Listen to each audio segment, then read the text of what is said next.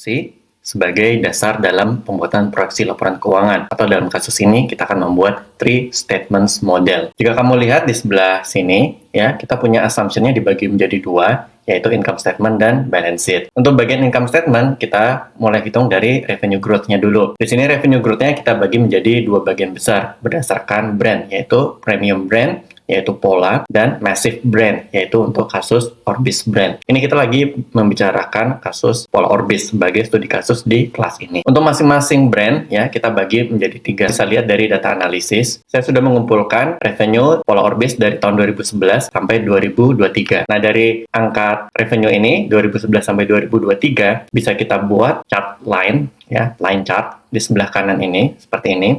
Kemudian teman-teman juga bisa membuat trend line seperti ini. Cara membuatnya, kalau misalnya garis yang hijau ini belum ada, bisa di double klik, ya. Kemudian klik nih bullet points-nya. Kemudian jika dilihat ke bawah di sini, di bawah format data point, ya, ada trend line. Ini nanti teman-teman bisa dapat garis forecast-nya seperti ini. Dari trend line ini kita bisa membaca bahwa pertumbuhan revenue Pola Orbis ini dari tahun ke tahun ini yaitu cenderung naik, ya. Kalau dilihat dari sebelah kiri ke kanan itu agak naik ke atas. Itu menunjukkan bahwa growth revenue-nya Pola Orbis itu positif. Nah, kemudian melalui ini kita bisa menghitung forecast proyeksi revenue ke depannya, dan akhirnya kita menghitung berapa CAGR-nya sebagai acuan dari growth rate-nya. Dari angka tahun dan revenue ini kita bisa menghitung simple linear regression, ya. Dulu kalau misalnya kita belajar simple linear regression itu forecasting-nya menggunakan rumus Y sama dengan AX plus B. Y ini bisa kita asumsikan sebagai forecast, kemudian A ini adalah koefisiennya atau di sini namanya slope, kemudian X ini adalah variabel X-nya, yaitu dalam hal ini adalah tahunnya, kemudian B ini adalah intercept-nya. Untuk menghitung slope dan intercept, kita bisa menggunakan formula seperti berikut, ya, sama dengan slope, kemudian masukkan data Y-nya, yaitu revenue-nya, kemudian masuk koma, masukkan data X-nya, yaitu tahunnya, dan kita peroleh slope-nya 2036. Kemudian untuk intercept-nya, atau B, ya, di formula ini, simple linear regression, itu kita masukkan fungsinya sama dengan intercept, kurung buka, data Y-nya adalah revenue, koma, data X-nya adalah tahunnya. Oke, dan kita dapatkan intercept-nya yaitu 3.902.201. Kemudian kita juga bisa menghitung berapa R square-nya, yaitu menggunakan formula RSQ seperti ini. Data Y dan data X-nya sama seperti yang di atas. Ini menunjukkan berapa besar kontribusi atau keakuratan formula ini atau persamaan ini dalam mengkalkulasi forecast dari revenue ke depannya, ya. Kalau misalnya dalam kasus riset STEM, ya, science, math, atau ya kayak biology atau kimia kayak gitu,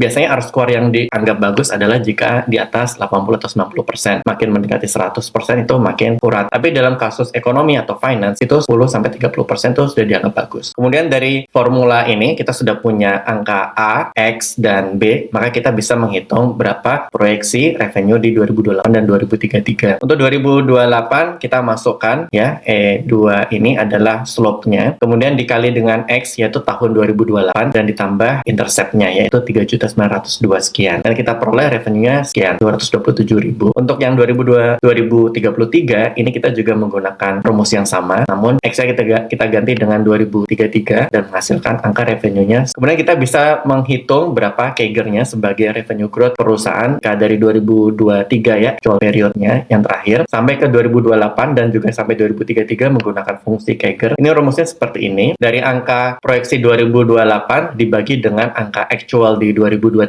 ya, kemudian dipangkat dengan 1 bagi berapa jarak dari tahun 2023 sampai 2028, yaitu 5 tahun, maka ketemu angkanya 1/5. Kemudian hasilnya nanti dikurangin 1 dan ketemu CAGR-nya adalah 1,1%. Untuk perhitungan revenue growth sampai 2033 menggunakan fungsi yang sama, namun 5-nya diganti dengan 10 karena jarak dari 2023 sampai 2033 adalah 10 tahun, maka diperoleh CAGR-nya adalah 1%. Selain dari perhitungan analisis internal seperti simple linear regression ini, kita juga bisa memperoleh angka dari revenue, kita bisa memperoleh angka dari third party. Ini kita contohnya ada third party, contohnya FactSet, ya, kemudian ada Simply Wall Street, kemudian Euromonitor, Statista, dan lainnya. Nah, ini masing-masing diperoleh angka-angka CAGR atau revenue growth untuk masing-masing kategori, misalnya untuk di Jepang, Cina, Asia, kemudian untuk kasus kategori yang premium, ya, yang online. Nah, ini oleh karena itu kita bisa membuat key text-nya atau summary-nya menggunakan average aja, dibikin simple. Contohnya untuk yang Jepang sendiri, ini rumusnya adalah kita mengambil average dari CAGR masing-masing third party ini yang menyediakan angka CAGR-nya ya. Dimulai dari yang FactSet, Simply Wall Street, Statista, dan juga kita perhitungkan angka simple linear regression dari perhitungan kita sendiri tadi. Dan oleh karena itu, kita peroleh masing-masing kategori lainnya, misalnya untuk premium, kemudian untuk online, dan yang overseas. Begitu juga untuk yang second year of 5 years ya dari 2029 sampai 2033, kita pakai CAGR-nya ini untuk yang Jepang, untuk yang premium, kemudian online, dan yang untuk yang overseas. Untuk bagian premium dan online, karena kita kekurangan data ya untuk yang second of 5 years-nya itu, ini pakai assumption aja berdasarkan dari angka-angka yang ada antara Jepang premium dan yang Jepang untuk yang 10 tahun ya, second of 5 years. Untuk yang online, ini kita asumsikan bahwa dia angkanya akan semakin besar di 5 tahun kedua. Nah, kemudian kembali ke FS projection. Untuk revenue growth ini, kita sudah sesuaikan ya untuk yang 3 baris pertama ini berdasarkan dari pola brand untuk yang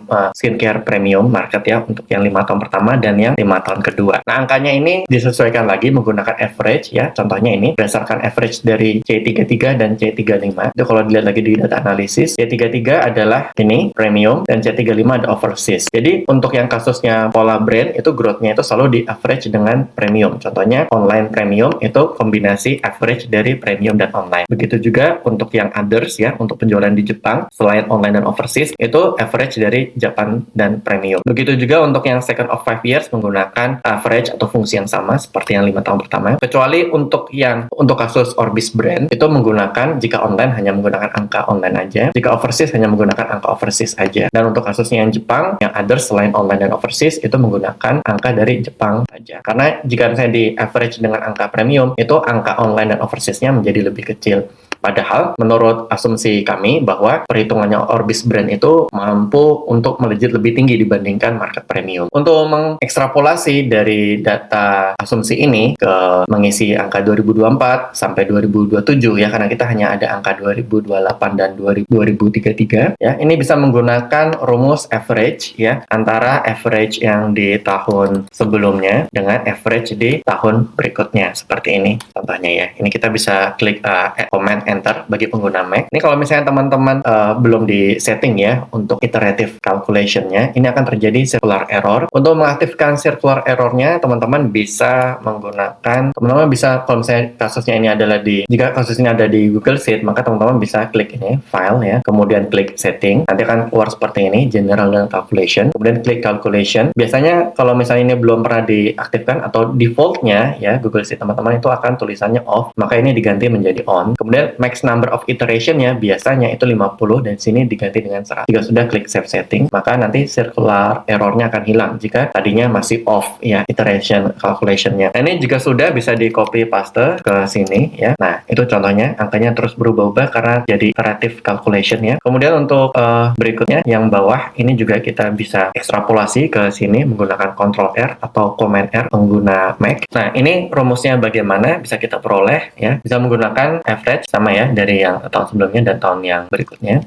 Tapi jika misalnya kita lihat dari actual periodnya, ini angkanya kita ambil simple berdasarkan dari pertumbuhan ya revenue pola Orbis untuk yang pola overseas atau masing-masing brand dan SaaS channel dibandingkan dengan revenue di tahun sebelumnya, kemudian dikurangin 1, ini diperoleh berapa sales growth-nya. Nah, untuk kasusnya yang ini sebelah kanan untuk 5 tahun yang kedua, kita bisa tinggal kopas aja ya. Kalau misalnya di Excel bisa Ctrl C kemudian Enter, tapi kalau misalnya di Google Sheet ini kita pakai Ctrl C dan Ctrl V seperti. Nah, untuk perhitungan COGS ya, cost of goods sold, ini kita rumusnya sebenarnya simple antara pola brand ya, cost of revenue pola brand atau masing-masing brand ya, itu dibagi dengan masing-masing revenue tiap brand. Dalam kasus ini pola brand juga, makanya kita dapatkan angka COGS of revenue dari masing-masing brand. Kemudian untuk proyeksinya kita bisa menggunakan angka average dari COGS 5 tahun terakhir. Untuk masing-masing COGS tiap brand ini rumusnya sama, juga menggunakan average dari 5 tahun terakhir. Bisa langsung kita kopas ke kanan seperti ini atau pakai Ctrl R atau Command R. Untuk SGA ini kita juga menggunakan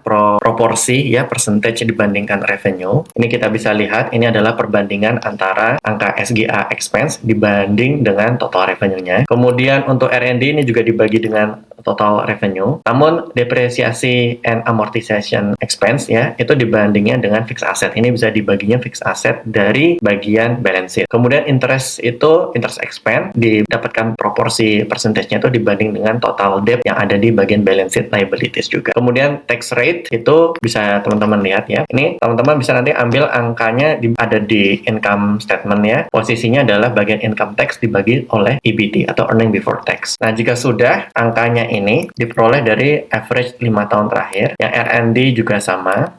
Kemudian di NA, expense-nya juga sama, diambil average 5 tahun terakhir. Kemudian interest of debt juga sama, 5 tahun terakhir.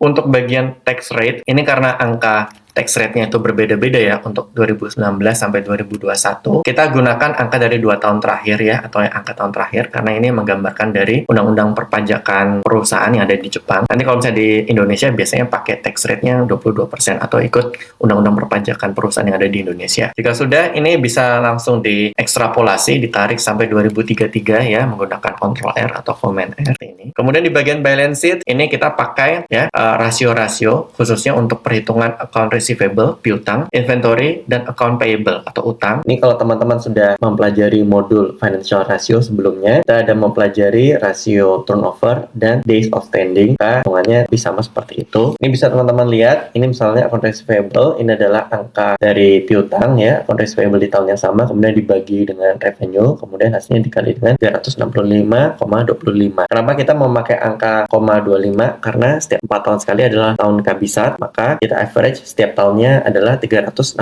hari plus seperempat hari. Nah, begitu juga untuk inventory, ini dari angka inventory dibagi dengan cost of revenue ya, kemudian dikali dengan 365 plus seperempat hari, begitu juga dengan account payable. Untuk capital expenditure sendiri, ini angkanya sudah ada dari angka selisih antara fixed asset dari tahun ini dibanding dengan tahun sebelumnya. Kemudian kalau debt issuance dan debt repayment ini adalah angka dari data cash flow statement. Kemudian dividend payment ini juga ada datanya, biasanya bisa diperoleh dari laporan keuangan ataupun dari provider kayak misalnya OpenBB ya, atau di Yahoo Finance. Intangible asset growth ini angkanya diperoleh dari data intangible asset ya di bagian balance sheet tahun tersebut dibanding dengan intangible asset di periode sebelumnya, kemudian diperolehlah asset growth-nya seperti ini. Nah, untuk menghitung proyeksinya, untuk bagian outstanding days ini menggunakan average dari 3 tahun terakhir, inventory maupun account payable. Nah, kenapa menggunakan 3 tahun terakhir? Karena memang pada tahun-tahun 2019 dan 2020 itu kurang stabil ya, apalagi 2020 adanya pandemi. Jadi, adanya ketidakstabilan dalam angka rasio days outstanding ini, sehingga yang dipakai adalah angka 3 tahun terakhir yang angkanya lebih stabil. Tapi, untuk capital expenditure, ini kita pakai average yang 5 tahun terakhir. Kemudian untuk debt issuance dan debt repayment, kita gunakan angkanya ini